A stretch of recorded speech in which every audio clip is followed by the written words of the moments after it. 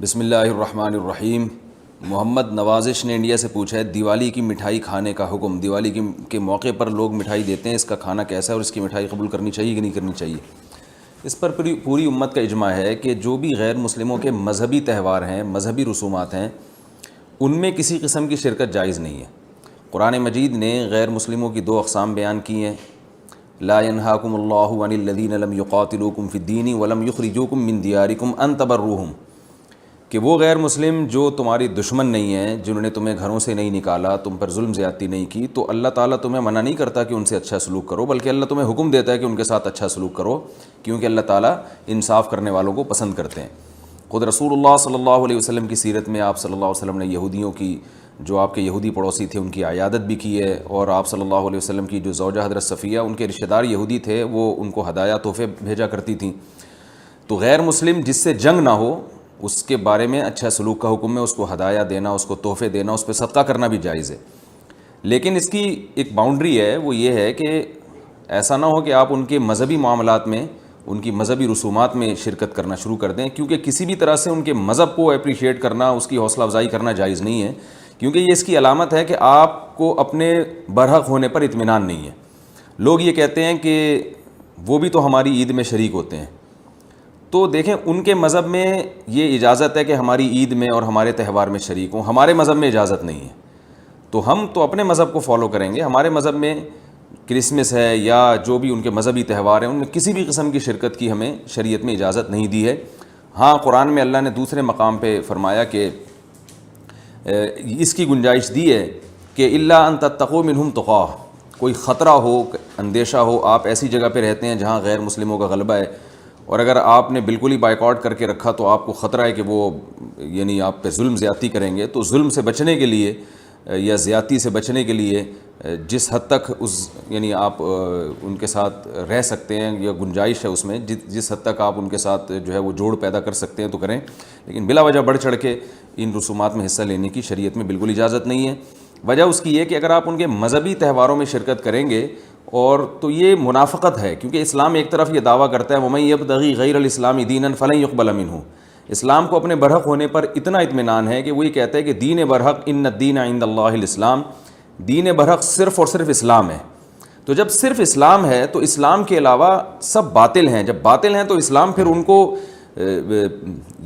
Appreciate کرنے کی کسی صورت میں اجازت نہیں دے سکتا۔ یہ ایسا ہی ہے جیسے آپ کہیں کہ فلاں آدمی چور ہے اور میں اس کی چوری کو غلط بھی سمجھتا ہوں، ٹھیک ہے، آپ اس کے ساتھ احسان کریں گے، اس کے ساتھ اس نے سلوک کریں گے، لیکن چوری کے معاملے میں آپ اس کی رہنمائی کرنا شروع کر دیں یا اپریشیٹ کرنا شروع کر دیں، یا وہ چوری کر کے لایا اور آپ اس کا مال کھانا شروع کر دیں، تو یہ پھر منافقت کہلائے گی۔ یہ اس کی علامت ہے کہ آپ کے چوری کے بارے میں وہ جذبات نہیں ہیں جو ہونے چاہیے۔ تو اسلام نے غیر مسلم کے ساتھ حسن سلوک کا حکم دیا، مگر اس کے مذہب کے معاملے میں دو ٹوک بتا دیا ہے کہ کسی قسم کی مذہبی رسوم میں ہم ان کے ساتھ شریک نہیں ہوں گے، بائیکاٹ کریں گے، اور ہم یہ کہیں گے کہ لکم دینکم ولی دین، آپ کے لیے آپ کا دین ہے، ہمارے لیے ہمارا دین ہے۔ اور اس بارے میں صحیح حدیث بھی ملتی ہیں۔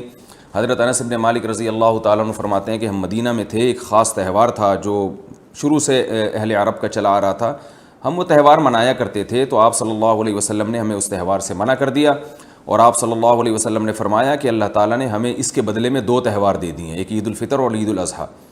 تو آپ نے یہ نہیں کہا کہ مسلمانوں کا تہوار عید الفطر اور عید الاضحیٰ ہے تو یہ بھی مناؤ، اور وہ پرانا جو آ رہا ہے چلو وہ بھی مناتے رہو، اس کو منع کر دیا، اور فرمایا کہ جب اللہ نے ہمیں بدلے میں اس سے اچھے تہوار دے دیے ہیں تو اب ہم ان تہواروں کو نہیں منائیں گے۔ تو تہوار کو منانا یہی ہوتا ہے کہ آپ ان کے ساتھ مٹھائی میں شریک ہو جائیں یا ان کے ساتھ رنگ رلیوں میں شریک ہو جائیں، کسی بھی طرح سے شرکت ہوگی تو وہ منانا ہی کہلائے گی، لہذا اس کی اجازت نہیں ہے۔ محمد معین کویت سے پوچھتے ہیں اسلام کے بنیادی عقائد کون کون سے ہیں؟ اسلام کے کتنے عقائد ہیں جن میں اختلاف کی گنجائش نہیں؟ کیونکہ ہر مسلک والے اپنی عقائد کی دعوت دیتے ہیں۔ اسلام کے جو بیسک عقائد ہیں نا، جو قرآن اور سنت میں ہیں، ان کو علماء نے ایمان مفصل اور ایمان مجمل میں ذکر کر دیا ہے۔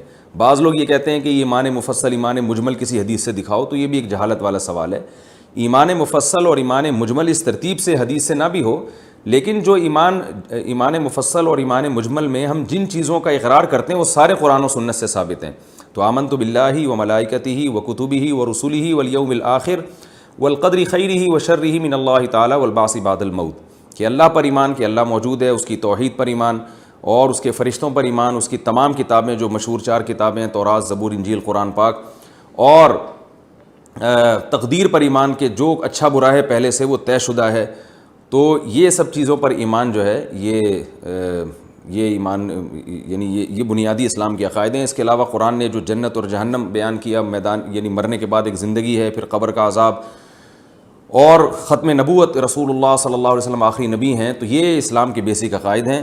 اور پھر کچھ چیزیں ایسی جن کا اعمال سے تعلق ہے, جن کو نبی صلی اللہ علیہ وسلم نے حدیث جبریل, جو مشہور حدیث بخاری مسلم کی, اس میں بیان کیا کہ جبریل علیہ السلام رسول اللہ صلی اللہ علیہ وسلم کے پاس آئے. آپ صلی اللہ علیہ وسلم سے پوچھا مل ایمان, ایمان کیا ہے؟ تو آپ نے انہی چیزوں کا نام لیا کہ ان چیزوں پر ایمان لانا. پھر پوچھا اسلام کیا ہے؟ تو آپ نے فرمایا کہ 5 ٹائم نمازیں قائم کرنا, زکوٰۃ ادا کرنا, رمضان کے روزے رکھنا اور حج کرنا. تو یہ 4 چیزوں کی فرضیت کا جو شخص انکار کرے گا, 5 نمازوں میں سے 1 نماز کا انکار کر دے, وہ بھی اسلام سے خارج ہے, چاہے کسی بھی مسلک سے اس کا تعلق ہو. حج کا انکار کر دے وہ بھی اسلام سے خارج ہے, زکوٰۃ کا انکار کر دے وہ بھی اسلام سے خارج ہے. تو یہ جو اور رمضان کے روزوں کا انکار کر دے, کسی ایک روزے کا بھی انکار کر دے, وہ بھی اسلام سے خارج ہے. تو یہ 4 اعمال اسلام میں ایسے ہیں جو طے شدہ ہیں, متواتر ہیں, ان میں سے کسی ایک کا انکار کرنا یہ بھی کفر ہے. تو یہ موٹے موٹے عقائد ہیں. اس کے بعد پھر تفصیل میں جب ہم جتنا زیادہ گہرائی میں جائیں گے تو اس میں اختلاف ہوگا. اس اختلاف کا کسی کو نہ بھی پتہ ہو تو کوئی حرج نہیں ہے. میں اس پر ایک اکثر چٹکلا سناتا ہوں. ایک صاحب تھے سعودی عرب سے, مجھے بار بار کہہ رہے تھے آپ حیات النبی ممات النبی پر ڈیٹیل میں بیان کریں. تو میں نے کہا یار یہ کوئی اسلام کے بنیادی عقائد میں سے نہیں ہے. انہوں نے کہا نہیں, یہ تو کفر اور اسلام کا مسئلہ ہے. تو میں نے کہا آپ کی بیگم کے بارے میں آپ کو پتہ ہے کہ وہ حیاتی ہیں یا مماتی ہیں؟ تو کہنے لگا اس بیچارے کو کیا پتہ ان مسائل کا. تو میں نے کہا اس کے باوجود آپ اس کو مسلمان سمجھ رہے ہیں اور آپ سمجھ رہے ہیں کہ آپ کا نکاح اس سے ہو گیا. تو جیسے آپ کی بیگم کو ان مسائل کا نہیں پتہ پھر بھی مسلمان ہیں, تو اسی طرح لاکھوں کروڑوں مسلمانوں کو اگر اس عقیدے کا نہیں پتہ ہوگا تو انشاءاللہ وہ بھی مسلمان ہی ہوں گے. کیا سود کے پیسے لینے کا گناہ ہوگا؟ ایک ہندو کا سوال. یہ کرم انڈیا سے کوئی ہندو ہیں, انہوں نے سوال پوچھا ہے. یہ پتہ نہیں کیا لکھا ہوا ہے. ایک ایجنسی میں کام کرتا ہوں یا کمپنی میں کام کرتا ہوں, میں ہندو ہوں, میری سیلری بینک اکاؤنٹ میں آتی ہے اور اس میں ہر 3 یا 6 مہینے پر کچھ نہ کچھ سود لگ جاتا ہے. وہ پیسہ میں غریبوں کو دے دیتا ہوں, کبھی اسکول میں کبھی مدرسے میں. کیا یہ بھی حرام ہوگا اور اس کی بھی مجھے سزا ملے گی؟ سوال تو ہندو نے کیا ہے, لیکن قرآن مجید نے جہاں غیر مسلموں کو عقیدے کے معاملے میں خطاب کیا ہے, اعمال کے معاملے میں بھی خطاب کیا ہے. قرآن مجید میں جگہ جگہ جو اہل جہنم کی اللہ نے علامات بیان کی ہیں, جہاں یہ بیان کی ہے کہ یہ لوگ شرک کیا کرتے تھے, وہاں یہ بھی بیان کیا ہے کہ یہ نماز نہیں پڑھتے تھے, یہ زکوٰۃ نہیں دیتے تھے. حالانکہ نماز اور زکوٰۃ تو خالصتاً مسلمانوں کا شعار ہے. تو ان قرآنی آیات کی روشنی میں علماء نے لکھا ہے کہ غیر مسلموں سے اعمال کے بارے میں بھی سوال ہوگا عقیدے کے ساتھ ساتھ. ہاں وہ اعمال پر اگر آ جائیں تو عمل قبول اس وقت تک نہیں ہوگا جب تک اسلام قبول نہیں کرتے. تو کوئی بھی غیر مسلم اگر جس کا عقیدہ شرکیہ ہے وہ اسلام قبول نہیں کرتے, تو جہاں ان کو اس شرک کا گناہ ملے گا وہاں بدعمالیوں کا گناہ بھی ملے گا. لہٰذا اگر کوئی غیر مسلم ایسا ہے جو سود بھی کھاتا ہو اور شرک بھی کرتا ہو, اور ایک غیر مسلم ایسے ہیں جو یعنی شرک کرتا ہے مگر وہ سود نہیں کھاتا, تو دونوں کے درجات میں قیامت کے دن فرق ہوگا. اس لیے کہ قرآن مجید سے اور احادیث سے ہمیں یہ بات پتہ چلتی ہے کہ غیر مسلموں کے بھی سزا کے مختلف درجات ہوں گے. جو جرائم کا ارتکاب کریں گے ان کی سزا زیادہ ہوگی, جو جرائم کا ارتکاب نہیں کریں گے ان کی سزا کم ہوگی. تو اس لیے اگرچہ آپ ہندو ہیں تو سب سے پہلے میں آپ کو دعوت دوں گا کہ آپ خالص توحید کی طرف آئیں. پتھر سے بنے ہوئے بت ہیں جو ہم اپنے ہاتھ سے بناتے ہیں, ان کی عبادت کرنا یہ بالکل عقل کے خلاف ہے, اور یہ کسی کو بھی قیامت کے دن اللہ کے عذاب سے نہیں بچا سکتے. تو آپ پورے اسلام میں داخل ہو جائیں, اور ساتھ ساتھ آپ اگر سود سے بچ رہے ہیں تو یہ بہت اچھی بات ہے. یہ چیز بھی انشاءاللہ آپ کی فائدے کا سبب بنے گی, اور بسا اوقات غیر مسلم کی نیکی اس کے مذہب کی تبدیلی کا ذریعہ بن جاتی ہے. حدیث میں آتا ہے کہ ایک صحابی رسول اللہ صلی اللہ علیہ وسلم کے پاس آئے اسلام قبول کرنے. پھر انہوں نے اپنا واقعہ سنایا کہ یا رسول اللہ, میں نے زمانہ جاہلیت میں 100 لڑکیوں کو زندہ دفن ہونے سے بچایا ہے. انہوں نے اپنا واقعہ بیان کیا کہ میں کہیں جا رہا تھا تو مجھے آواز آئی, میاں بیوی میں جھگڑا ہو رہا تھا, تو عورت جو ہے نا وہ اپنے بچے کو بچانے کی فکر میں تھی, بیٹی کو بچی جنی تھی اس نے, اور باپ کی کوشش یہ تھی کہ وہ اس کو زندہ دفن کر دے. تو میں نے جا کے ان سے پوچھا, میں نے کہا تم یہ چاہتے ہو نا کہ یہ بچی تمہاری نظر سے دور ہو جائے؟ باپ سے میں نے کہا, تو اس نے کہا ہاں. تو کہا یہ مجھے بیچ دو, تمہاری نظر سے میں ہمیشہ کے لیے دور کر دوں گا, اس کو زندہ دفن نہ کرو. تو وہ کہتے ہیں اس طرح میں نے 100 لڑکیوں کو زندہ دفن ہونے سے بچایا ہے. تو یا رسول اللہ یہ کفر کی حالت میں نے یہ نیکی کی تھی, تو کیا اس کا قیامت کے دن مجھے ثواب ملے گا؟ تو آپ صلی اللہ علیہ وسلم نے فرمایا کہ اسی نیکی کی وجہ سے اللہ نے تمہیں اسلام کی توفیق دی ہے. تو اس سے معلوم ہوا کہ آپ کوئی بھی نیکی کریں, سود سے بچنا بھی ایک نیکی ہے, تو اس کی برکت سے اللہ تعالیٰ انشاءاللہ آپ کو اسلام کی بھی توفیق دیں گے. قابلیت کی بنا پر بغیر تعلیم کے سند بنوانا. سیف اللہ صاحب ثوابی سے پوچھتے ہیں, میرا چھوٹا بھائی ہے, اس کے پاس الیکٹریکل کا پورا ہنر ہے, کیا ہم اس کے لیے پیسوں سے سند بنوا سکتے ہیں یا نہیں؟ نہیں بنوا سکتے, یہ دھوکے میں آئے گا, چاہے وہ کتنے ہی ماہر کیوں نہ ہوں.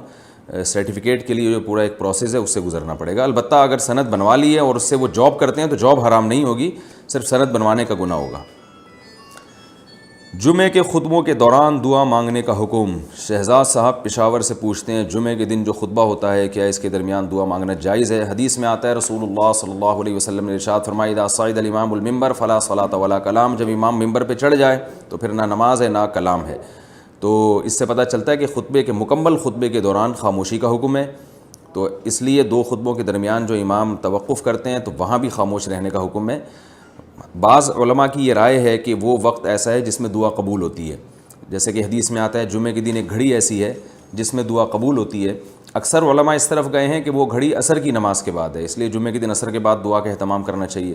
اور بعض حضرات کی رائے ہے کہ 2 خطبوں کے درمیان ہے. تو اگر 2 خطبوں کے درمیان وہ گھڑی ہو جس میں دعا قبول ہوتی ہے تو پھر دل میں دعا مانگنی چاہیے, زبان ہلانے کی اجازت نہیں ہے. امت مسلمہ ایمان کے باوجود زوال پذیر کیوں ہے؟ محمد اکبر. موجودہ دور میں امت مسلمہ انتہائی زبوں حالی کا شکار ہے. اگر دیکھا جائے تو یہود و نصارہ اسلام کے منکر ہیں اور ان کے گناہ ہم سے کئی گنا زیادہ ہیں. دنیا بھر میں وہ مسلمانوں پر ظلم کر رہے ہیں اور فساد مچایا ہوا ہے. اس کے باوجود وہ دنیا میں ایک طرح سے حاکم ہیں. ان کی پالیسی پوری دنیا میں چل رہی ہے, تو مسلمان دین برحق پر ہونے کے باوجود اس زوال اور پستی کا شکار کیوں ہیں؟ بھائی محمد اکبر, آپ کے سوال کا ایک مختصر جواب, ایک تفصیلی. مختصر جواب یہ ہے کہ فرعون سے بڑا ظالم دنیا میں کون ہوگا؟ تو فرعون تو کئی سال اس نے حکومت کی, اور اس سے پہلے جو مصر میں بادشاہ تھے وہ بھی بڑے ظالم تھے, اور بنی اسرائیل تو اللہ کو ماننے والے لوگ تھے. تو یہ کوئی قاعدہ کلیہ نہیں ہے کہ جب جو بھی یعنی حاکم ہوگا, یعنی کوئی ظالم آدمی حاکم ہی نہیں بن سکتا. قرآن مجید میں اللہ تعالیٰ کا ارشاد ہے, فلا یغرنک تقلب الذین کفروا فی البلاد, کہ اے نبی یہ جو کافر کا غلبہ ہے زمین میں, یہ آپ کو کہیں یہ لوگ دھوکے میں نہ ڈال دیں. تو متاع قلیل, یہ دنیا کا تھوڑا سا سامان ہے جو ان سے چھین لیا جائے گا. رہا یہ مسئلہ کہ مسلمان زوال پذیر کیوں ہیں, تو اس کی 2 وجوہات ہیں. ایک تو اس کی علت ہے اور ایک حکمت ہے. کسی بھی چیز کی جو ہے نا اصل وجہ, جیسے بغداد میں جب مسلمانوں کی حکومت کا خاتمہ ہوا تو مختلف قسم کے مورخین اس کی مختلف لاجک بیان کرتے ہیں کہ جی وہ وہاں اختلافی مسائل بہت ہو گئے تھے اور اعمال سے غافل ہو گئے تھے وغیرہ وغیرہ. لیکن اصل وجہ کیا تھی کہ مسلمانوں ہی میں جو خلیفہ کا ایک قریبی شخص تھا اس نے غداری کی تھی اور اس نے تاتاریوں کو آنے کے لیے بارڈر کھول دیا تھا. تو یہ اصل وجہ تھی خلافت بغداد کی خلافت کے خاتمے کی, تو یہ اصل علت تھی. باقی یہ ہم کہہ سکتے ہیں کہ اپنا ہی آدمی جو آستین کا سانپ نکلا, تو ایسے لوگ اللہ ہم پہ مسلط کیوں کر دیتا ہے؟ کچھ ہماری بدعمالیاں ہوتی ہیں جس کی وجہ سے اس قسم کی مسٹیک ہم سے ہو جاتی ہیں. تو ممکن ہے اس دور میں مسلمانوں سے بہت ساری زیادہ بدعمالیاں ہوئی ہوں اور ان کے وہ اوصاف نہ رہے ہوں جو ان کے اسلاف کے ہوا کرتے تھے. لیکن اصل جو وجہ تھی وہ بدعمالیاں نہیں تھی, بدعمالیوں کی وجہ سے شاید ایسا ہوا ہوگا, لیکن اصل وجہ کیا تھی کہ جو خلیفہ کا جو نائب تھا اس نے غداری کی تھی اور اس نے تاتاریوں کو راستہ دے دیا تھا. تو یہی مسلمانوں کے ساتھ ہوا ہے. مسلمانوں میں کچھ ایسے غدار پیدا ہوئے ہیں جن کی وجہ سے خلافت عثمانیہ کا خاتمہ ہوا. ترک میں آپ کو پتہ ہے کہ کمال اتا ترک, اس نے اپنے آپ کو ایسا شو کیا تھا جیسے سب سے زیادہ اسلام کا خیرخواہ یہ آدمی ہے. بہت اس نے دھوکہ دیا اور منافقت اختیار کی, جس کی وجہ سے جو مسلمان مجاہدین تھے اس وقت اور مسلمان خلفاء تھے وہ اس سے بہت زیادہ متاثر ہوئے.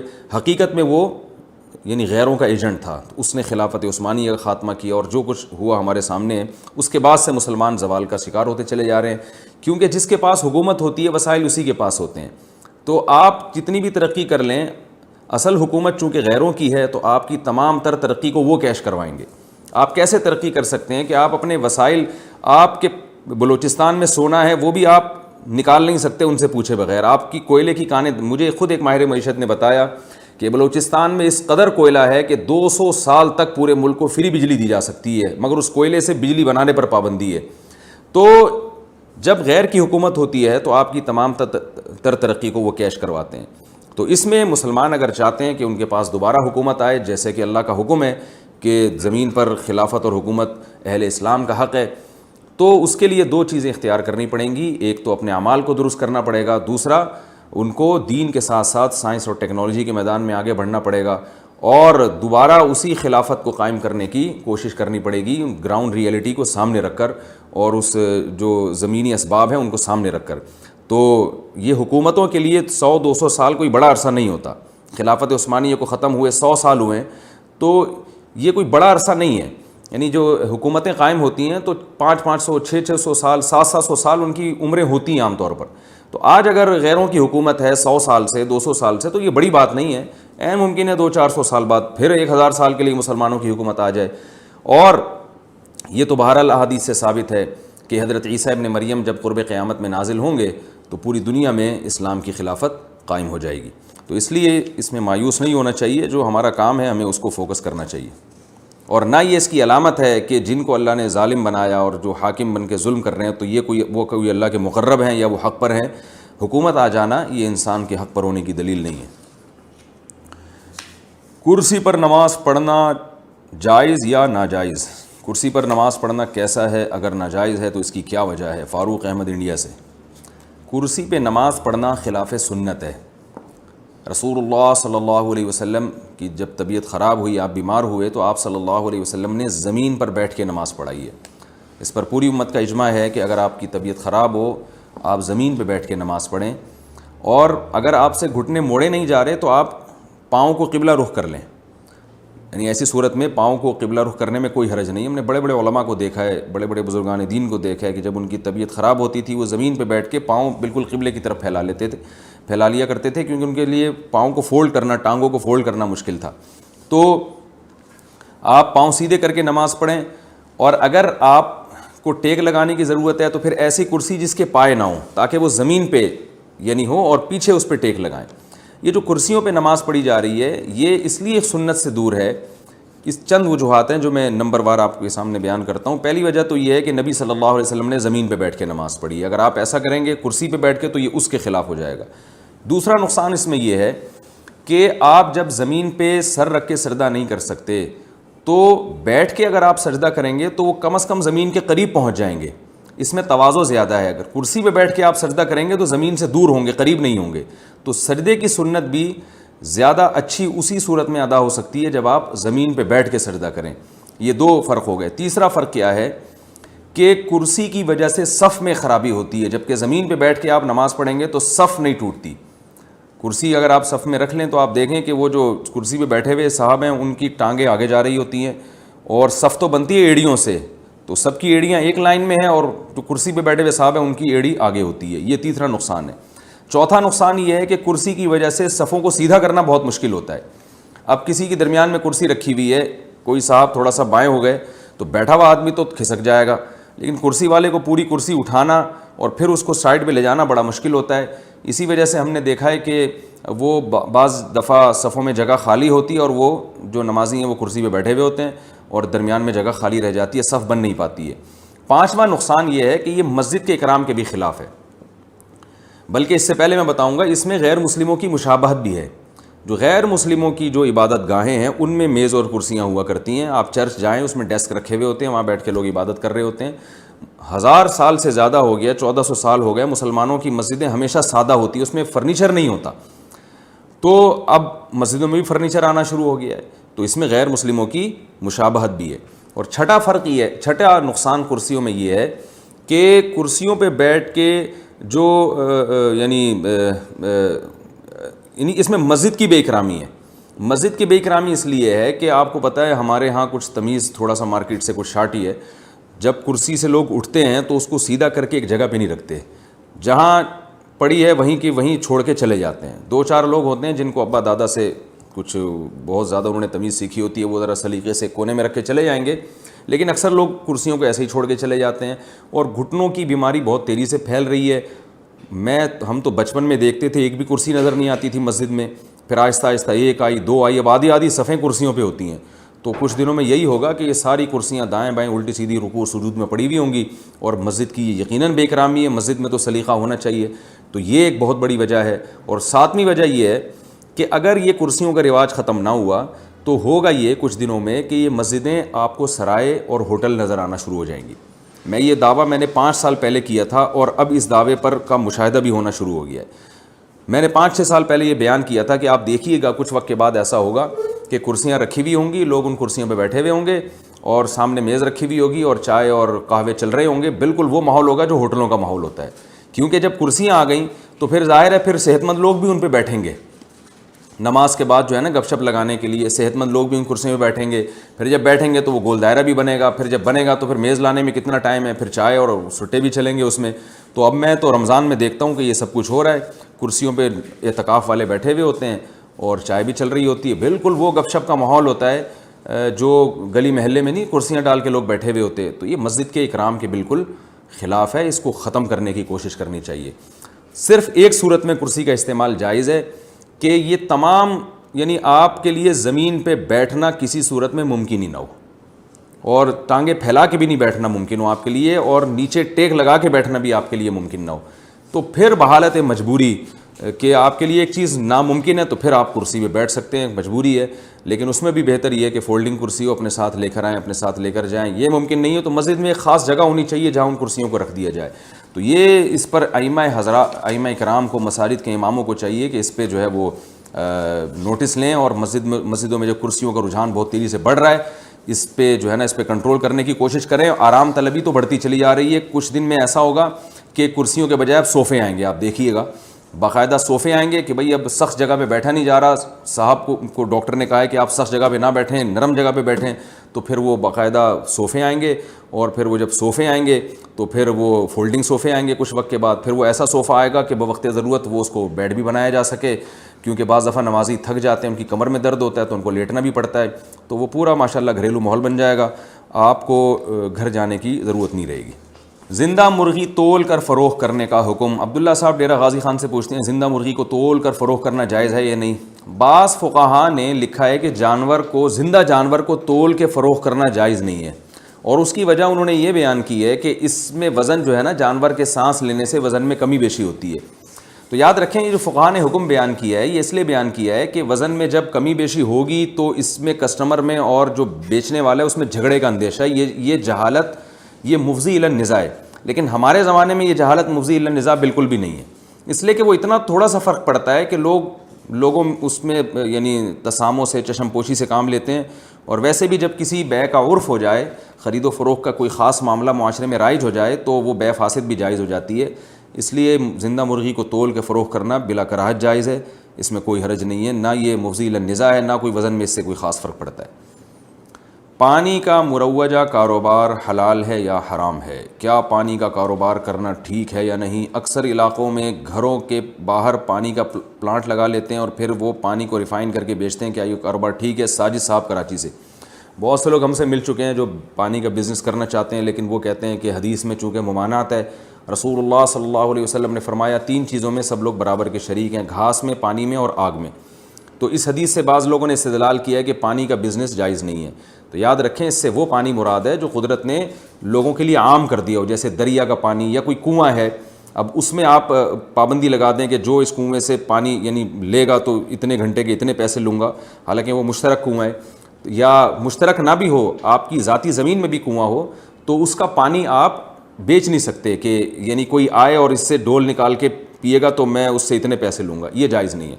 لیکن جب وہ پانی آپ نے اسٹور کر لیا اور کسی خاص برتن میں لے آئے تو پھر آپ اس کے مالک بن چکے ہیں، پھر آپ اس کو بیچ بھی سکتے ہیں۔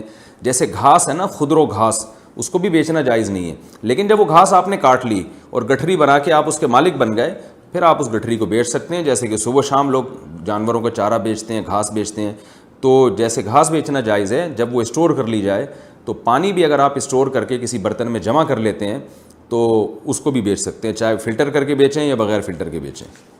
البتہ کسی جگہ پانی کی خرید و فروخت پر گورنمنٹ نے پابندی لگائی ہوئی ہے، جیسے حکومت آپ کو ایک پانی دے رہی ہے لائنوں کے ذریعے اور سب کے لیے مباح رکھا ہوا ہے گورنمنٹ، یعنی حکومت نے، گورنمنٹ نے سب کے لیے مباح رکھا ہوا ہے کہ یہ پانی سب پئیں، اس پانی کو اگر آپ اسٹور کر کے بھی بیچیں گے تو وہ ناجائز ہوگا، اس لیے کہ حکومت کی طرف سے اس پر پابندی ہے۔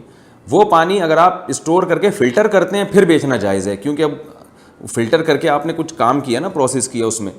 وجہ اس کی یہ کہ حکومت نے، جہاں تک میری معلومات ہے، عام پانی کو بیچنے پر پابندی لگائی ہوئی ہے۔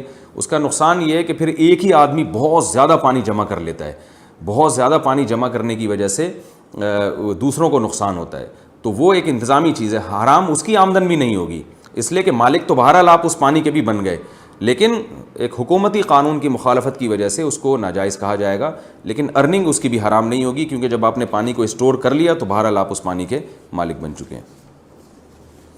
کون سی تصویر سے گھر میں فرشتے نہیں آتے؟ مجاہد اللہ لکی مروت سے کہتے ہیں حدیث میں ہے کہ جس گھر میں تصویر ہو وہاں فرشتے نہیں آتے، کیا اس تصویر سے وہ مراد ہے جو دیواروں پر فریم لگائی جاتی ہے، یا وہ تصویر بھی مراد ہے جو البم کی صورت میں الماری وغیرہ میں رکھی ہوتی ہے؟ تصویر اگر لٹکی بھی ہو، پرنٹڈ ہو، اور چہرے کی تصویر ہو اور کہیں عزت اور اکرام کے ساتھ کہیں لگی ہوئی ہو تو وہ تصویر جو ہے وہ رکاوٹ بنتی ہے فرشتوں کے آنے سے۔ تصویر اگر ایسی جگہ ہے جو پاؤں میں آ رہی ہے اور توہین ہو رہی ہے تو وہ تصویر حرام کے درجے میں نہیں آتی۔ اسی طرح اگر البم کے اندر بند ہے تو بھی فرشتوں سے آنے میں رکاوٹ تو نہیں ہے، لیکن بہرحال وہ ہے ناجائز، بلا ضرورت ایسی تصویر کا رکھنا بہرحال گناہ ہے۔ چپل یا جوتے پہن کر قرآن کی تلاوت کرنا، عابد علی دبئی سے، کیا چپل پہنتے ہوئے قرآن پڑھ سکتے ہیں؟ جی ہاں پڑھ سکتے ہیں، کوئی حرج نہیں ہے اس میں۔ ٹخنے کھلے رکھنا صرف نماز میں یا ہر وقت؟ ارسلان صاحب کراچی سے پوچھتے ہیں پینٹ کو نماز سے اوپر رکھنے کا نماز میں اوپر رکھنے کا جو حکم ہے کیا یہ ہر وقت کے لیے ہے یا صرف نماز کے لیے؟ نیز کیا نماز میں پینٹ کو فولڈ کرنے سے نماز ہو جاتی ہے یا نہیں؟ یہ بھی اس زمانے میں ایک نیا شوشہ لوگوں نے چھوڑا ہے کہ نماز میں پینٹ فولڈ نہیں کرنی چاہیے، ایسا نہیں ہے۔ رسول اللہ صلی اللہ علیہ وسلم کی صحیح حدیث موجود ہے، ان اللہ لا يقبل صلاۃ رجل مسبل ازارہ، اللہ اس شخص کی نماز قبول نہیں کرتے جس کا ازار ٹخنوں سے نیچے ہو۔ ازار کہتے ہیں جو بھی آپ نے، دو لباس ہوتے ہیں، ایک جو آپ اوپر پہنتے ہیں اور ایک جو آپ نیچے پہنتے ہیں، تو مرد جو بھی لباس نیچے پہنے گا، چاہے وہ پینٹ ہو، چاہے وہ شلوار ہو، چاہے وہ دھوتی ہو، کچھ بھی ہو، تو اس کو ازار یعنی ٹخنوں تک کھینچنا اس کا حرام ہے، ناجائز ہے۔ صحیح حدیث بہت کثرت سے ہیں اس بارے میں، اور آپ صلی اللہ علیہ وسلم نے ارشاد فرمایا کہ 3 لوگ ہیں جن کی طرف اللہ قیامت کے دن نظر رحمت سے نہیں دیکھے گا، نہ ان کے ساتھ کلام کرے گا۔ حضرت ابو ذر رضی اللہ تعالیٰ عنہ اس حدیث کے راوی ہیں۔ جب آپ صلی اللہ علیہ وسلم نے فرمایا 3 دفعہ یہ لفظ کو دہرایا تو حضرت ابو ذر نے فرمایا خابوا وخسروا من ہم یا رسول اللہ، یہ لوگ تو بالکل ہی برباد ہو گئے، یہ کون لوگ ہیں؟ تو آپ نے فرمایا کہ المنان، ایک وہ جو احسان کر کے جتلاتا ہو، اور دوسرا فرمایا والمنفق سلعتہ بالحلف الکاذب، جھوٹی قسم کے ذریعے اپنا مال بیچتا ہو، اور تیسرا آپ نے فرمایا جو اپنے ازار کو ٹخنوں سے نیچے کھینچتا ہو۔ تو یہ بڑا گناہ ہے۔ بعض لوگ یہ کہتے ہیں کہ تکبر اگر ہوگا تو اس کو نیچے لٹکانا گناہ ہے، تکبر نہیں ہے تو گناہ نہیں ہے، اور دلیل میں حضرت ابو بکر رضی اللہ تعالیٰ عنہ کی حدیث پیش کی جاتی ہے کہ حضرت ابو بکر رضی اللہ تعالیٰ عنہ نے یہ حدیث سن کے فرمایا رسول اللہ صلی اللہ علیہ وسلم سے کہ میرا ازار تو نیچے چلا جاتا ہے، تو آپ نے فرمایا انک لست ممن جرہ خیلا، تم ان لوگوں میں سے نہیں ہو جو تکبر کی وجہ سے لٹکاتے ہیں۔ تو بعض حضرات کہتے ہیں دیکھو اگر تکبر کی وجہ سے لٹکایا جائے تو حرام ہے، بغیر تکبر کے حرام نہیں ہے، تو حالانکہ یہی حدیث بتا رہی ہے کہ تکبر کے بغیر لٹکانا بھی حرام ہے، اس لیے کہ حضرت ابو بکر نے یہ نہیں کہا تھا میں جان کر ازار نیچے کرتا ہوں، بلکہ غفلت میں بعض دفعہ میرا ازار نیچے چلا جاتا ہے ٹخنوں سے، تو آپ نے فرمایا کہ تم تکبر کی وجہ سے ایسا نہیں کرتے۔ کیا مطلب کہ تم سے جو یہ ہو رہا ہے واقعی غفلت میں ہو رہا ہے، جان کر تم تکبر کی وجہ سے ایسا نہیں کر رہے۔ اس کی سب سے بڑی دلیل یہ ہے کہ اس حدیث کے بعد بھی حضرت ابو بکر کا ازار ہمیشہ ٹخنوں سے اوپر ہی رہا ہے، تو صاف پتہ چلتا ہے کہ حضرت ابو بکر کو نبی نے اجازت نہیں دی ہے، بلکہ ان کو ان کے لیے ایک نرم گوشہ اختیار کیا ہے کہ اتنی بات تو طے شدہ ہے کہ تم یہ کبر کی وجہ سے نہیں کر رہے تو اتنا زیادہ پریشان ہونے کی ضرورت نہیں ہے، باقی حکم یہی ہے جو دوسرے صحابہ کا حکم ہے کہ آپ بھی اوپر رکھیں جیسے میں اوپر رکھتا ہوں، کیونکہ سب سے زیادہ تواضع تو ہمارے نبی میں تھی، اور صحیح حدیث سے پتہ چلتا ہے کہ نبی صلی اللہ علیہ وسلم کا ازار کبھی بھی ٹخنوں سے نیچے نہیں ہوا۔ بعض لوگ کہتے ہیں کہ یہ اس زمانے کا کلچر تھا، ہمارے زمانے میں کلچر اس کو قبول نہیں کرتا، یہ بھی غلط ہے۔ حضرت عثمان رضی اللہ تعالیٰ عنہ کو جب رسول اللہ صلی اللہ علیہ وسلم نے صلح حدیبیہ کے موقع پر مکہ بھیجا اور مذاکرات کے لیے، تو حضرت عثمان کا جو ازار تھا وہ آدھی پنڈلی تک تھا، تو مشرکین مکہ مذاق اڑانے لگے کہ یہ کیسا تم نے اظہار رکھا ہوا ہے. تو حضرت عثمان نے فرمایا کہ میں اپنی نبی کی سنت کو تم احمقوں کی وجہ سے، یا کچھ اس سے ملتے جلتے الفاظ تھے، میں تم لوگوں کی وجہ سے چھوڑ نہیں سکتا. تو اس سے پتہ چلتا ہے کہ عرب لوگ اس کو پسند نہیں کرتے تھے کہ اظہار ٹخنے سے اوپر ہو. اس کے باوجود نبی صلی اللہ علیہ وسلم نے اظہار کو ٹخنوں سے اوپر رکھنے کا حکم دیا ہے. آج تک صدیوں جتنے علماء صلحاء آئے سب اسی کی پابندی کرتے رہے ہیں. تو اس لیے مسلمان مرد کے لیے بہرحال یہ لازم ہے کہ وہ پینٹ ہو یا شلوار ہو یا کوئی بھی ایسا اظہار ہو اس کو ٹخنوں سے اوپر رکھے. اور نماز تو بہرحال نہیں ہوگی، یعنی واجب الاعادہ ہوگی، کیونکہ نماز کے بارے میں تو اور زیادہ تاکید ہے. البتہ مسقط میں نے دیکھا کہ وہاں کوئی امام ایسا نہیں نظر آتا جس کا اظہار ٹخنوں سے نیچے ہو یا اس کی داڑھی چھوٹی ہو. اور اس کی وجہ یہ ہے کہ وہ عباضی فرقے کے ہیں، اور عباضی فرقے کا یہ ہمیشہ سے نظریہ رہا ہے کہ جو شخص گناہ کبیرہ کا ارتکاب کرتا ہے وہ ہمیشہ جہنم میں جائے گا. تو اس کا یہ عقیدہ تو صحیح نہیں ہے، لیکن اس عقیدے کا ایک فائدہ بہرحال عملی لحاظ سے یہ ہوا کہ وہ کبیرہ گناہوں سے بچنے کا بہت اہتمام کرتے ہیں. تو اس لیے وہاں نہ کوئی امام داڑھی کاٹتا ہے اور نہ کسی کا اظہار مجھے اس کا جبہ یا اظہار ٹخنوں سے نیچے نظر آیا. تو بہرحال یہ دونوں کبیرہ گناہ ہیں. اس کا جو ہے نا نبی صلی اللہ علیہ وسلم کے حکم پر عمل کرنا چاہیے اور اس میں شرم و حیا نہیں کرنی چاہیے. مشہور صحابی جب فارس کے دربار میں گئے، وہاں ان کے ہاتھ سے نوالا گر گیا کھانا کھاتے ہوئے، تو وہ نوالا اٹھا کے صاف کر کے کھانے لگے. تو کسی نے کہا یہ بادشاہ ہے، بڑا آدمی ہے اور بڑے لوگ ہیں، یہ ان کے ہاں یہ حرکت جو ہے یہ اچھی نہیں سمجھی جاتی. تو ان صحابی نے فرمایا کہ ان احمقوں اور بیوقوفوں کی وجہ سے ہم اپنے نبی کی سنت نہیں چھوڑ سکتے، تو یعنی ہمیں کلچر سکھائیں گے. تو آپ کے پاس رسول اللہ صلی اللہ علیہ وسلم کی سیرت ہے، نبی صلی اللہ علیہ وسلم کی سنت ہے، سید الانبیاء کی، اور ایک پورا نظام آپ صلی اللہ علیہ وسلم نے پیش کیا. تو ہم نبی کے ہوتے ہوئے ہم کیوں بیوقوف لوگوں سے متاثر ہوں جو ہمارا مذاق اڑائیں. مجھے یاد ہے ایک دفعہ میں ٹرین میں جا رہا تھا، تو فجر کا وقت تھا، تو علماء سے ہم نے یہی سنا ہے کہ اگر ٹرین کہیں جنگل میں ہو اور کہیں دور سے اذان کی آواز بھی نہ آ رہی ہو تو پھر چاہے اکیلے بھی نماز پڑھنی ہو تو اذان کہہ کے نماز پڑھیں. تو کافی پرانا واقعہ، مجھے بڑی شرم آ رہی تھی اذان دیتے ہوئے، جیسے کہ آتی ہے لوگوں کو، لوگ بولیں گے تو بالکل ہی پروفیشنل ملا یعنی لگ رہا ہے یہ. تو اب سب ٹرین میں پڑے ہوئے سو رہے ہیں، میں اذان دوں تو تھوڑی دیر تو مجھے شرم سی آئی. پھر میں نے سوچا کہ ان کو شرم نہیں آ رہی پڑے ہوئے، اللہ نے حکم دیا، یہ کلمہ بھی پڑھتے ہیں اور اللہ نے حکم دیا کہ سفر و حضر ہر صورت اسلام کا سب سے اہم ترین حکم ہی نماز ہے. تو ان کو جب سوتے ہوئے شرم نہیں آ رہی تو ہمیں ان کو اٹھاتے ہوئے شرم کیوں آئے؟ تو شرم جس کو آنی چاہیے اس کو آنی رہی، اور جس کو نہیں آنی چاہ رہی اس کو شرم آ رہی ہے. تو یہ الٹی کہانی چل رہی ہے.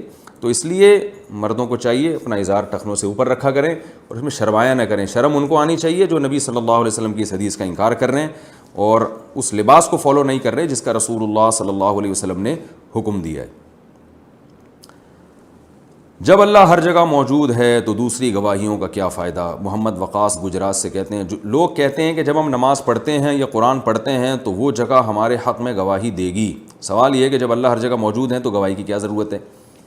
یعنی آخرت میں یہ چیزیں گواہی دیں گی. اللہ کو پتہ ہے کہ کس نے کیا کیا ہے، لیکن اللہ حجت کو تمام کرنے کے لیے مخلوق سے بھی گواہی دلوائیں گے. جس زمین پہ گناہ کیا وہ بھی گواہی دے گی، انسان کے ہاتھ، انسان کے پاؤں، یہ سارے اعضاء گواہی دیں گے تاکہ اور حجت تمام ہو جائے. یقین جو ہے نا، یقین ایک ایسی چیز ہے جس کے درجات ہوتے ہیں. حضرت ابراہیم علیہ السلام کو یقین تھا کہ اللہ قیامت میں مردوں کو زندہ کرے گا. اس کے باوجود حضرت ابراہیم نے کہا کہ اللہ آپ جو ہے وہ کیسے زندہ کریں گے، مجھے ذرا ایک دفعہ کر کے دکھا دیں. تو اللہ نے کر کے دکھا دیا تو اور اطمینان ہو گیا. تو یہ اطمینان ایک ایسی چیز ہے جو بڑھتا رہتا ہے. تو قیامت کے دن اللہ کو پتہ ہے، لیکن اللہ اتمام حجت کے طور پر اور مجرم کے جرم کو اور پکا کرنے کے لیے اللہ انہی اعضاء سے گواہی دلوانا شروع کر دیں گے جن اعضاء نے گناہ کیا، اور زمین کا وہ حصہ گواہی دے گا جس پہ بیٹھ کے انسان نے گناہ کیا ہوگا. اللہ تعالی ہماری حفاظت فرمائے. مندر بنانے کی کمائی حلال یا حرام؟ سمیر الیاس انڈیا سے. ہم ممبئی میں مستری کا کام کرتے ہیں، یہاں برابر میں لکڑی کا مندر بھی بناتے ہیں جس میں ہندو لوگ اپنے بھگوان کی مورت رکھ کر پوجا کرتے ہیں. کیا یہ کام جائز ہے؟ اس کی آمدن استعمال کرنے کا کیا حکم ہے؟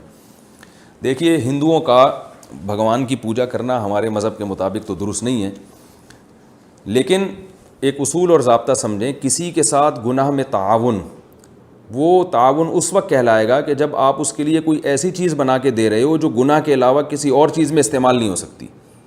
اس کی مثال ہے جیسے چاقو اور چھری بنانا، وہ بہرحال جائز ہے. حالانکہ وہ چاقو اور چھری قتل میں بھی استعمال ہوتا ہے، لوگوں کی گردنیں کاٹنے میں بھی استعمال ہوتا ہے، ڈکیتیوں میں بھی استعمال ہوتا ہے. لیکن اب اس سے یہ نہیں ہوگا کہ چاقو بنانا ہی حرام ہو جائے، اس لیے کہ بنانے والے نے تو اس نیت سے نہیں بنایا، اس نے تو ایک جنرلی ایک چیز بنائی ہے. تو مندر یا چرچ بنانے کا بھی اصول یہ ہے کہ اگر اس کی ایسی عمارت بنائی جا رہی ہے کہ جو مندر کے علاوہ کسی اور کام میں استعمال ہو ہی نہیں سکتی, تو پھر تو وہ عمارت بنانا جائز نہیں ہے.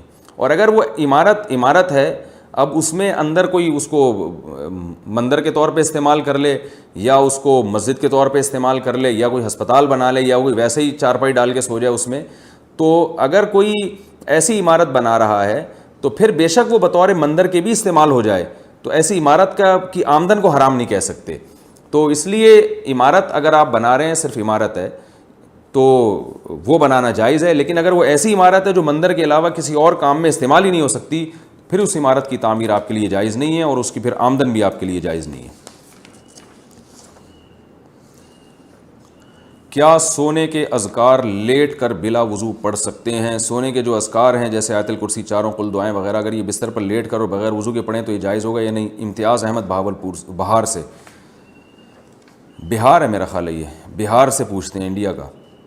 تو بھائی جو سونے کے اذکار ہیں وہ تو لیٹ کے پڑھنا ہی سنت ہے. رسول اللہ صلی اللہ علیہ وسلم جو اذکار جب بستر پہ لیٹتے تھے دائیں کروٹ پہ, اس کے بعد آپ صلی اللہ علیہ وسلم اذکار پڑھا کرتے تھے. جو دعائیں ہیں سونے کی وہ بھی اللہم اسلمت نفسی الیک اور اللہم بک وضعت جنبی, ویسی یہ جو دعائیں ہیں اور یہ جو اذکار ہیں, ان میں جو احادیث کے ظاہر سے یہی پتہ چلتا ہے کہ یہ لیٹ کے آپ صلی اللہ علیہ وسلم نے پڑھے ہیں. اور دوسری طرف ایک روایت میں, حدیث میں یہ بھی آتا ہے کہ اللہ تعالیٰ قیامت کے دن اپنے کچھ نیک بندوں کو بہت اونچے اونچے درجات دے گا. یہ وہ بندے ہیں جن کو نرم نرم بستر اللہ کے ذکر سے غافل نہیں کرتے. تو اس کے حدیث کے ظاہر سے بھی پتہ چلتا ہے کہ نرم بستر پہ لیٹنے کے بعد وہ اللہ کے ذکر سے غافل نہیں ہوتے, کیونکہ نرم بستر پہ جب بیٹھے رہیں گے تو وہ غافل نہیں کرے گا, وہ جب لیٹ جاتے ہیں نا پھر انسان پہ نیند کا غلبہ ہوتا ہے. تو اس حدیث کے بھی ظاہر سے پتہ چلتا ہے کہ جو رات کے سونے کی دعائیں ہیں وہ لیٹنے کے بعد ہی ہیں. تلاوت قرآن یا فضائل تعلیم کیا بہتر ہے؟ محمد امن دہلی سے پوچھتے ہیں, میں نے سنا ہے کہ اجتماعی عمل انفرادی عمل سے بڑا ہوتا ہے. ہماری مسجد میں عشاء کے بعد فضائل اعمال کی تعلیم ہوتی ہے. میں تعلیم کے دوران رات کی صورتیں سورہ ملک, حامیم سجدہ اور سورہ واقعہ پڑھ رہا ہوتا ہوں. تو کئی لوگ مجھ سے کہتے ہیں کہ پہلے اجتماعی عمل میں بیٹھو, اجتماعی عمل انفرادی عمل کے مقابلے میں پہاڑ جتنا ہے, تو میرے لیے اجر و ثواب کے لحاظ سے کیا کرنا بہتر ہوگا؟ بھائی شریعت میں اجتماعی عمل بھی ضروری, انفرادی بھی ضروری. تو اگر آپ تبلیغ کے کام سے جڑے ہوئے ہیں, پھر تبلیغ والوں کی ایک ترتیب ہے کہ رات کو اجتماعی عمل ہوتا ہے, تو آپ کو چاہیے کہ ایک 1.5 انچ کی الگ مسجد نہ بنائیں, بلکہ اسی عمل میں شریک ہو جائیں جیسے کہ سارے ساتھی آپ کے شریک ہیں. پھر اس سے فارغ ہو کے آپ اپنا انفرادی عمل بھی کریں. اور اگر آپ کام سے جڑے ہوئے نہیں ہیں تو مشورہ تو یہ کہ جڑ جائیں, ثواب ملے گا انشاءاللہ. پھر بھی نہیں جڑتے اس مشورے کے بعد بھی, پھر اگر آپ اپنا اس وقت انفرادی عمل بھی کرتے ہیں تو بھی ٹھیک ہے, کوئی گناہ نہیں ہے. لیکن افضل بہرحال یہی ہے کہ جب سب لوگ ایک کام کر رہے ہوں تو آپ بھی اس کام میں. اس کا تعلق جائز ناجائز سے نہیں ہے, اخلاقیات سے. گناہ کچھ بھی نہیں ہوگا, حامیم سجدہ یا سورہ واقعہ پڑھنے کا ثواب پھر بھی ملے گا آپ کو. لیکن افضل یہی ہے کہ اجتماعی نظم سے ہٹنا نہیں چاہیے, اس سے دلوں میں فساد بھی پیدا ہوتا ہے اور اختلاف و انتشار بھی ہوتا ہے. لیکن جب اجتماعی عمل ہو رہا ہو تو اس وقت کی بات ہے یہ. اگر نہیں ہو رہا تو پھر شریعت میں انفرادی عبادت کی بھی بہت اہمیت ہے. بعض لوگ سارا دن اجتماعی کاموں میں لگے رہتے ہیں, انفرادی کام نہیں ہوتے. تو جب اللہ کے نبی کو اللہ نے حکم دیا وَإِذَا فَرَغْتَ فَانْصَبْ, کہ جب آپ کاموں سے فارغ ہو جائیں تو اپنے آپ کو عبادت میں تھکائیں, انفرادی عبادت کریں. تو اس لیے انفرادی عبادت کی بہت اہمیت ہے اسلام میں. اور تہجد ہے یا دعائیں ہیں یا ذکر اذکار ہے, یہ انفرادی طور پہ کرنا بھی بہت زیادہ ضروری ہے. انسان کو جو ایندھن ملتا ہے, اللہ کی محبت ملتی ہے, وہ تو انفرادی عمل سے ہی ملتی ہے. کیا کھانے کے دوران سلام کر سکتے ہیں؟ عبد الرحمن انڈیا سے. کھانا کھاتے وقت سلام کرنا یا سلام کا جواب دینا کیسا ہے؟ کھانا کھاتے وقت کسی کے ساتھ ایسی بات کرنا جس سے وہ کھانا اس کا یعنی کھانے میں ڈسٹرب ہو, وہ اس کے لیے کھانا مشکل ہو جائے, یہ جائز نہیں ہے. تو آپ ویسے ہی گزر رہے ہیں اور دور کوئی بیٹھا ہوا کھانا کھا رہا ہے, بلا وجہ اس کو سلام کریں گے, وہ آپ کی طرف متوجہ ہوگا, یہ تو ٹھیک نہیں ہے. لیکن کہیں محفل میں جب آپ پہنچے, سب لوگ آپ کی طرف متوجہ ہو ہی گئے ہیں, جب ہو ہی گئے ہیں تو پھر ان کو سلام کرنا چاہیے. اور جب سلام کر دیا تو وہ جب آپ کی طرف متوجہ ہیں ہی, تو وہ ان کو چاہیے سلام کا جواب بھی دے دیں, اس لیے کہ وہ کھانے میں خلل تو بہرحال ہو گیا, آپ کی تشریف آوری سے خلل تو ہو گیا نا. تو اب وہ سلام دعا میں کوئی حرج نہیں ہے, کیونکہ لوگوں کی عادت بھی ہے, اگر آپ کھانا کھاتے ہوئے کسی کے پاس جائیں گے, سلام نہیں کریں گے تو زیادہ لوگ ڈسٹرب ہوتے ہیں, وہ دیکھتے رہیں گے کافی دیر آپ کی طرف اور مانوس نہیں ہوں گے آپ سے. تو مقصد کو فوکس کرنا چاہیے, کسی کو کھانے میں پریشان کرنا ٹھیک نہیں ہے. اگر سلام کرنے سے پریشانی ختم ہو رہی ہے تو سلام کریں, اور جواب دینے سے پریشانی ختم ہو رہی ہے تو جواب بھی دیں, اور اگر کرنے یا جواب دینے سے پریشانی بڑھ رہی ہے تو نہ کریں. اگر پہلے حرام کمائی ہو تو دعوت قبول کر سکتے ہیں؟ دانش صاحب آسٹریلیا سے پوچھتے ہیں جن کی کمائی پہلے ناجائز تھی مگر کچھ عرصے سے جائز کاروبار شروع کیا ہے تو ان کے گھر جا کر کھانا کھانا یا ان کی تقریب میں شریک ہونا جائز ہوگا یا نہیں؟ شریعت نے حتی الامکان ہمیں حکم دیا ہے کہ اچھے کسی کے بھی عمل کو نا اچھے معمل پر معمول کرو. پہلے حرام کما رہا تھا اب ناجائز پہ آ گیا, پہلے ناجائز آمدن تھی اب وہ جائز کمانے لگے ہیں, تو غالب یہی ہے کہ اب وہ آپ کو جائز ارننگ سے ہی کھلا رہے ہوں گے, تو آپ جائیں کھائیں, امید یہی ہے کہ انشاءاللہ حلال سے کھلا رہے ہوں گے. بہنوں کو وراثت سے محروم کرنے کا حکم. اگر والد اپنی وراثت میں بیٹیوں کو کچھ نہیں دینا چاہتے جس پر وہ گواہ بھی بنا لیں, چنانچہ ان کی وفات کے بعد بیٹے اپنی بہنوں کو کچھ نہیں دیتے, شرعاً اس کا کیا حکم ہے؟ جہاں زیب خلیل کوہستان. باپ اگر 100 قسمیں بھی اٹھا لینا کہ میری بیٹیوں کو وراثت نہیں دینی اور سینکڑوں لوگوں کو گواہ بنا لے تو بھی اس کی کوئی اعتبار نہیں ہے. مرنے کے بعد بہرحال پھر بیٹیوں کو دوبارہ حصہ ملے گا اور والد کو کبیرہ گناہ بھی ہوگا. رسول اللہ صلی اللہ علیہ وسلم کی حدیث ہے, اس کا مفہوم ہے کہ بعض دفعہ انسان نیک اعمال کرتا ہے لیکن وہ خلاف شریعت وصیت کر کے چلا جاتا ہے جس کی وجہ سے وہ جہنم میں چلا جائے گا. تو ایسی حماقت نہیں کرنی چاہیے. اگر والد صاحب نے ایسی حماقت کی ہے تو ان کے لیے دعائے مغفرت کریں. آپ صلی اللہ علیہ وسلم نے تو 1/3 سے زیادہ صدقہ کرنے کی اجازت نہیں دی ہے تاکہ وارثوں کا حق ضائع نہ ہو, تو اس لیے اس طرح سے بیٹی کو محروم کرنے کی اجازت نہیں ہے. چرچ جرابوں پر مسح کرنے کا حکم. کیا جرابوں پر مسح کرنے سے پورا وضو ہو جاتا ہے یا نہیں؟ جبکہ اکثر جہاں ہم جاب کرتے ہیں وہاں بار بار جوتے اتارنا یا جرابیں اتار کر پاؤں دھونا مشکل ہوتا ہے. خرم صاحب کویت سے. یہ بھی 15ویں صدی کی ایک بدعت ہے جس کا اس صدی سے پہلے کہیں کوئی ثبوت نہیں ملتا کہ عام جرابوں پہ بھی لوگ مسح کرنے لگے, اور بعض علماء نے اس کے جواز کا فتویٰ دیا ہے, لیکن یہ اجماع امت کے خلاف ہے. چاروں اماموں کا اجماع ہے کہ موزوں پر مسح کے لیے کچھ شرائط کا پایا جانا ضروری ہے, اور ان چاروں فقہ کے نزدیک یہ جو آج کل جو ساکس ہم پہنتے ہیں ان پر مسح بالکل جائز نہیں ہے. اس کی بڑی وجہ یہ ہے کہ جتنی احادیث قرآن نے سب سے پہلے پاؤں دھونے کا حکم دیا ہے, اور یاد رکھیں جب قرآن میں کوئی حکم آتا ہے تو اس حکم سے اختلاف کرنے کے لیے کوئی بہت مضبوط اور واضح دلیل ہونی چاہیے. تو خفین کے بارے میں تو دلیل واضح ہے. خفین کہتے تھے چمڑے کے موزے, تو چمڑے کے موزے یا وہ موزے جو چمڑے جیسے ہوں جن میں پانی نہ جاتا ہو, یا وہ شرائط جو فقہ کی کتابوں میں لکھی ہوئی ہیں. تو قرآن نے چونکہ پاؤں دھونے کا حکم دیا, اگر قرآن میں حکم نہ ہوتا پھر ہم کہیں سے بھی کوئی بھی روایت ملتی ہم لے لیتے, لیکن قرآن نے چونکہ پاؤں دھونے کا حکم دیا ہے واضح لفظوں میں, تو اب وہ متواتر قطعی ہے. اس سے انحراف انہی خاص شرطوں کے ساتھ کیا جائے گا جن پر بالکل واضح اور صریح احادیث موجود ہوں. تو واضح اور صریح احادیث صرف خفین کے بارے میں ہیں, اور خف عربی میں کہتے ہیں یہ جو چمڑے کے موزے ہوتے ہیں ان کو خف کہا جاتا ہے. اسی طرح بعض لوگ کہتے ہیں کہ جورب کے بارے میں, جورب بھی حدیث میں آتا ہے کہ نبی صلی اللہ علیہ وسلم نے جورب پر مسح کیا. یاد رکھیں نبی صلی اللہ علیہ وسلم کے دور میں یہ والے جورب تھے ہی نہیں. یہ جو ہم موزے پہنتے ہیں نا بوٹ کے میں, جس سے جو پہلے بوٹ میں یعنی جو پہلے اوپر بوٹ پہنے جاتے ہیں جوتے اور اندر جو باریک موزے پہنے جاتے ہیں, یہ نبی کے دور میں تھے ہی نہیں. تو نبی ان کے بارے میں فرمائیں گے کیسے؟ صحابہ کرام جو موزے پہنا کرتے تھے وہ تو جوتوں کے بغیر بہت لمبی اس میں وہ پیدل چلا کرتے تھے, بہت لمبی واک کر سکتے تھے, وہ اس میں سفروں پہ چلے جایا کرتے تھے وہ موزے پہن کے. تو یہ جو آج کل کے موزے ہیں یہ نبی صلی اللہ علیہ وسلم سے اس کا ثبوت ہی نہیں ملتا, تو اس کے بارے میں احادیث خاموش ہیں. تو اس لیے اس کے بارے میں یہ فیصلہ کرنا کہ اس پر بھی مسح جائز ہے یہ کسی بھی حدیث میں نہیں ملتا, کیونکہ جورب کا جو تذکرہ حدیث میں آتا ہے تو جورب خفین کو بھی کہا جاتا ہے, یعنی جو جس کو خف کہا جاتا ہے نا, جو چمڑے کے موزے ہوتے ہیں یا چمڑے ٹائپ کے موزے ہوتے ہیں, تو جورب اس کو بھی کہا جاتا ہے. تو آپ جورب سے یہ والے جورب مراد لے لیں, یہ کسی امام کا مذہب نہیں ہے, نہ اسلاف میں سے کسی ایسے امام سے ثابت ہے جن کی امت میں اتباع کی جاتی ہے. تو یہ آج کل ایک نیا فتویٰ آیا ہے جو چاروں مذاہب کے بھی خلاف ہے اور قرآن و سنت کے بھی خلاف ہے. اس لیے ہماری رائے میں اگر امام نے ایسے موضوع پر مسح کر کے نماز پڑھائی تو وہ نماز ادا نہیں ہوگی, آپ کو نماز لوٹانی پڑے گی. میں اس پر انشاءاللہ مزید ڈیٹیل سے کسی اور وقت میں مزید جو ہے وہ تفصیل سے میں بیان انشاءاللہ ریکارڈ کرواؤں گا, فی الحال اتنا ہی کافی ہے.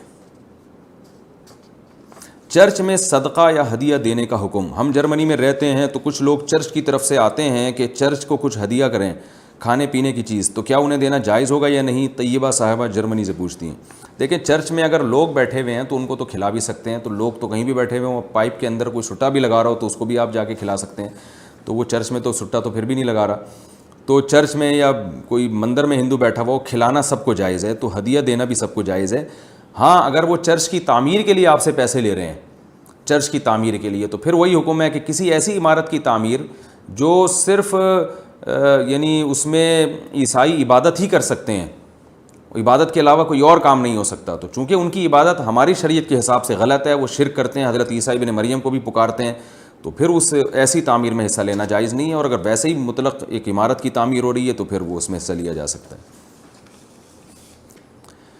کیا تلاوت قرآن سن کر علاج ممکن ہے؟ ہماری شادی کو 8 سال ہو گئے ہیں مگر ہماری اولاد نہیں ہے، ہم علاج کرا رہے ہیں، کسی نے بتایا کہ علاج کرانے کے ساتھ ساتھ قاری عبدالباسط کی آواز میں سورہ رحمان کی تلاوت بھی سنو، تو یہ کسی آواز میں بھی سن سکتے ہیں، صرف قاری عبدالباسط کی آواز میں سنیں؟ عرفہ صاحبہ کراچی سے۔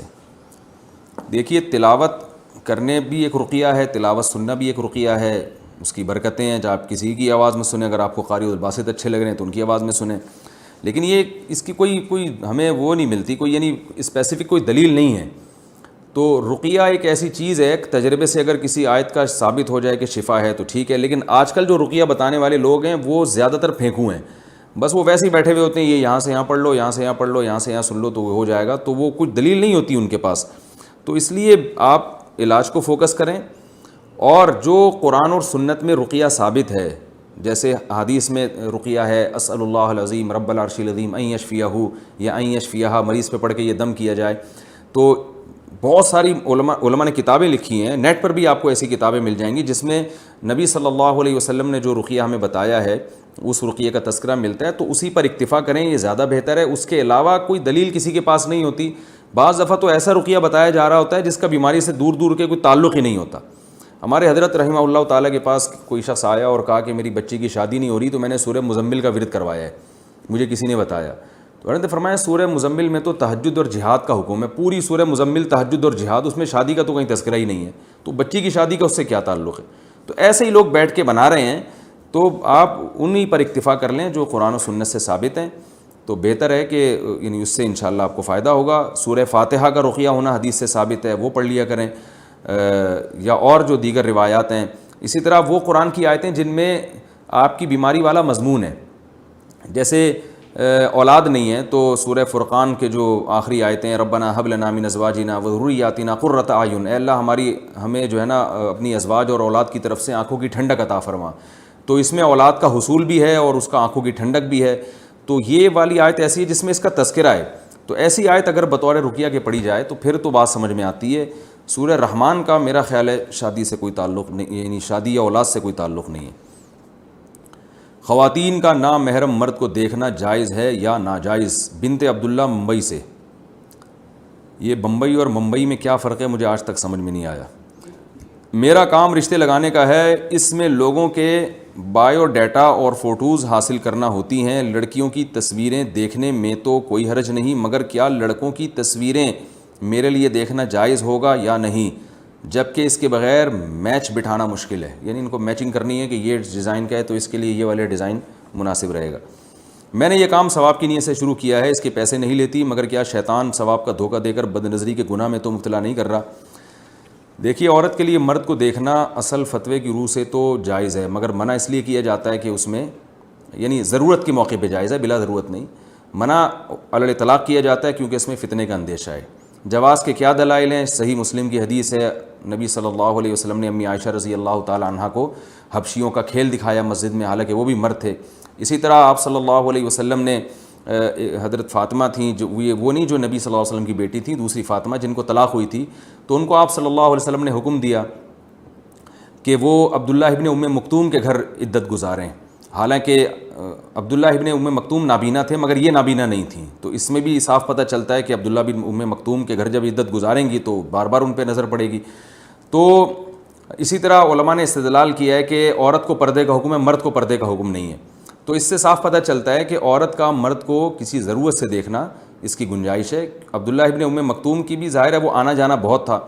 بعض لوگ اس حدیث سے استدلال کرتے ہیں کہ عبداللہ ابن ام مکتوم رضی اللہ عنہ ایک دفعہ تشریف لا رہے تھے تو آپ صلی اللہ علیہ وسلم نے اپنی ازواج کو حکم دیا پردے کا، انہوں نے فرمایا یا رسول اللہ وہ تو نابینا ہے، تو آپ نے فرمایا تم تو نابینا نہیں ہو۔ تو علامہ نووی نے اس حدیث کا جواب دیا ہے کہ یہ غیرت اور حمیت پر محمول ہے کہ آپ صلی اللہ علیہ وسلم کی غیرت نے اس کو برداشت نہیں کیا کہ میری زوجہ کی نظر کسی پہ پڑے. تو غیرت کا تعلق بالکل ایک الگ ہے. اگر کوئی مرد یہ برداشت نہیں کرتا کہ میری بیوی نامحرم مردوں کو دیکھے تو یہ بہت اچھی بات ہے. شرعی جواز اور ناجائز ہونے کا تعلق اس سے نہیں ہے. تو فتویٰ اس پر ہے کہ اگر کوئی بلا ضرورت مرد کو دیکھے تو ناجائز ہے, یا ضرورت سے دیکھے مگر دیکھنے میں فتنے کا اندیشہ ہو تو بھی ناجائز ہے. تو اگر آپ کو یہ ضرورت, اول تو آپ ڈیجیٹل تصویر رکھا کریں, پرنٹڈ تصویر کو علماء جائز نہیں سمجھتے شدید ترین ضرورت کے بغیر. تو وہ تصویر آپ اگر میچنگ کے لیے دیکھ رہی ہیں اور اس میں آپ کو کا یہ خیال ہے کہ آپ کو فتنہ نہیں ہوگا تو پھر دیکھ سکتی ہیں, لیکن احتیاط بہرحال بہتر ہے. جب فتنہ آتا ہے تو بتا کے نہیں آتا کہ میں ہونے والا ہوں, تو ہوتا ہے تو پھر وہ جو ہے وہ یعنی اس میں انسان پڑ جاتا ہے. تو بہتر یہ کہ اس قسم کے کام جوان لڑکیوں کے بجائے ذرا جو ایجڈ خواتین ہیں وہ کریں, وہ خواتین کریں تو یہ زیادہ بہتر ہے. لیکن بہرحال گنجائش ہے, احتیاط کے بہرحال خلاف ہے.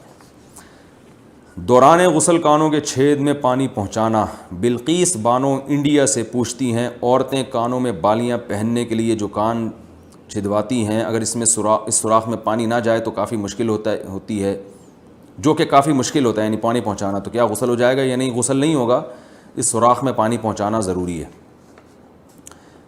اسمگلنگ کا سامان فروخت کرنے کا حکم. دوسرے ملکوں سے غیر قانونی طور پر جو سامان اسمگل ہو کر آتا ہے اسے بڑے بڑے سپلائر خرید لیتے ہیں, اس کے بعد وہ اسمگلنگ والا سامان آگے بیچ سکتے ہیں یا نہیں؟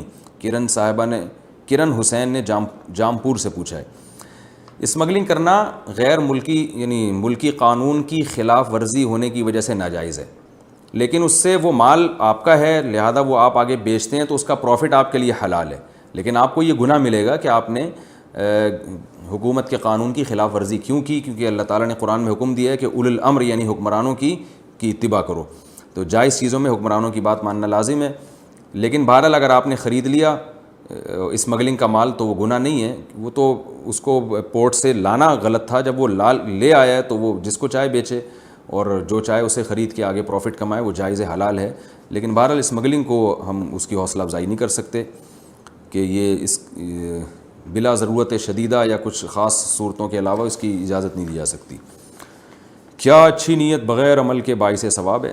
کیا صرف اچھی نیت رکھنا اور بظاہر اعمال میں اس اچھی نیت کو فالو نہ کرنا باعث ثواب ہوگا یا نہیں؟ نجمی ہاشمی اسلام آباد.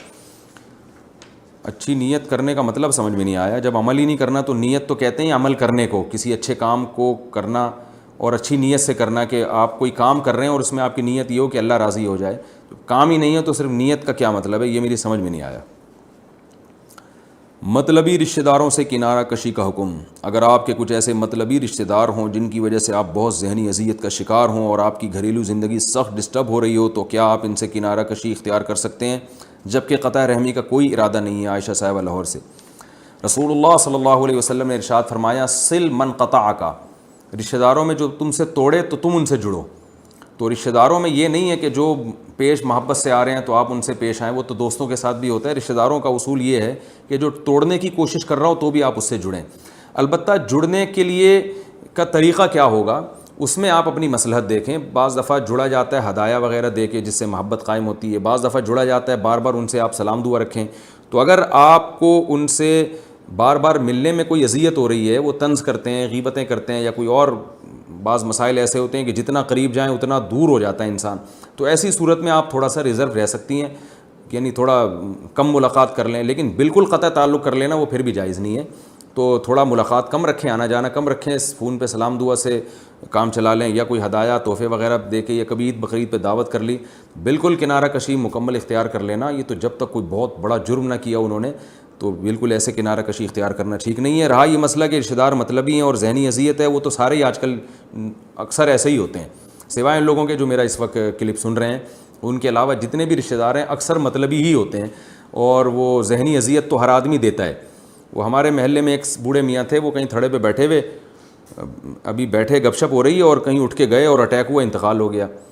تو بڑے پریشان تھے کہ یہ ہوا کیا ہے. تو کسی نے کہا کہ یار وہاں کوئی بات دل پہ لے گئے ہوں گے جو باہر گپ شپ ہو رہی تھی نا. تو آج کل ایسا ہی ہوتا ہے, کوئی بھی ایسی بات الٹی سیدھی کر دیتا ہے جو انسان اس وقت دل پہ لے جاتا ہے. تو ان چیزوں کو اگر آپ دیکھیں گے تو پھر دنیا میں کسی سے بھی نہ دوستی ہو سکتی ہے نہ تعلق ہو سکتا ہے. تو جیسا زمانہ ہے اسی حساب سے اپنے آپ کو مینیج کرنا پڑے گا. تو سارے ہی الٹا سیدھا الٹا پلٹا چل رہا ہے, اسی الٹے پلٹے میں ٹوٹ جائے تو بنا لیں، پھر بن جائے تو پھر ٹوٹ جائے، وہ ایسا ہی چلاتے رہیں. بالکل ایسے کنارہ کشی اختیار کر لینا جیسے بعض لوگ کرتے ہیں، یہ بالکل اجازت نہیں ہے اس کی. اللہ تعالیٰ